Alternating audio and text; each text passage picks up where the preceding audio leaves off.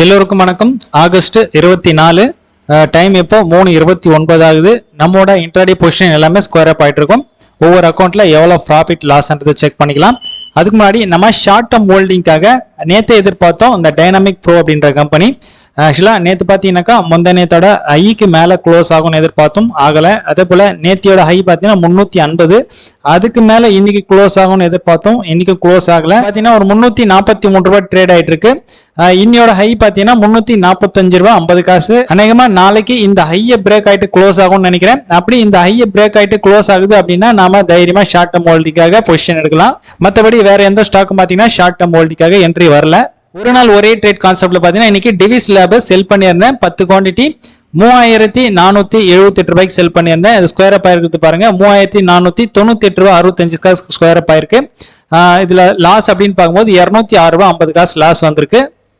20 மாதங்கள் என்னோட டார்கெட் கான்செப்ட்ல பாத்தீங்கன்னா இன்னைக்கு இன்ட்ராடேக்காக 6 ஸ்டாக் செலக்ட் பண்ணியிருக்கேன்.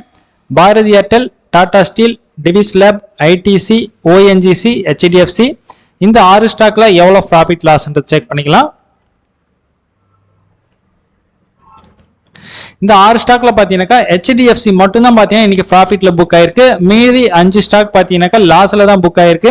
டோட்டல் எம்டிஎம் பார்க்கும்போது நமக்கு 2222 ரூபாய், கிட்டத்தட்ட நமக்கு ஒரு 2.25% லாஸ் வந்திருக்கு. ஒரு நாள் ஒரே ட்ரேட் கான்செப்ட்ல பாத்தீங்கன்னா நம்ம இன்னையோட 21 நாள் ட்ரேடிங் முடிச்சிருக்கோம்.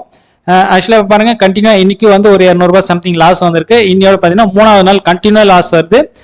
லாஸ் வந்தாலும் பாத்தீங்கன்னாக்கா நமக்கு பெரிய அளவுல லாஸ் இல்ல. 303 ரூபாய் 50 ரூபாய் 200 ரூபாய் இந்த அளவுக்கு தான் லாஸ் வருது.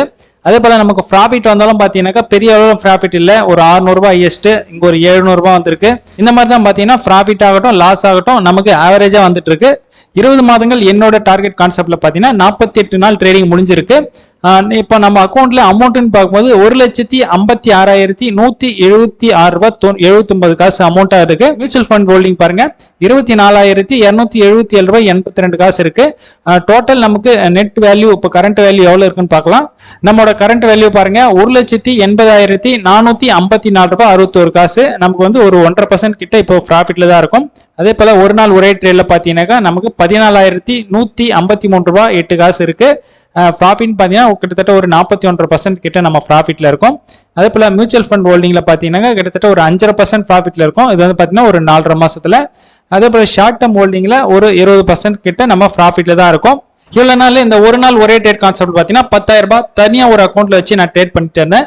நாளையில இருந்து பாத்தீங்கன்னாக்கா இதையும் பாத்தீங்கன்னா ஒரே அக்கௌண்ட்ல தான் மெயின்டைன் பண்ண போறேன். இது பாத்தீங்கன்னா இன்னையோட ரிப்போர்ட் தான். நாளைக்கு மார்க்கெட் எப்படி இருக்க போகுது, அதுல நாம எப்படி ட்ரேட் பண்ண போறோம், இந்த ஷார்ட் டர்ம் ஹோல்டிங்க்கு ஏதாச்சும் ஸ்டாக் கிடைக்குமா அப்படின்றத நாளைக்கு வெயிட் பண்ணி பார்க்கலாம். ஓகே, பாய்.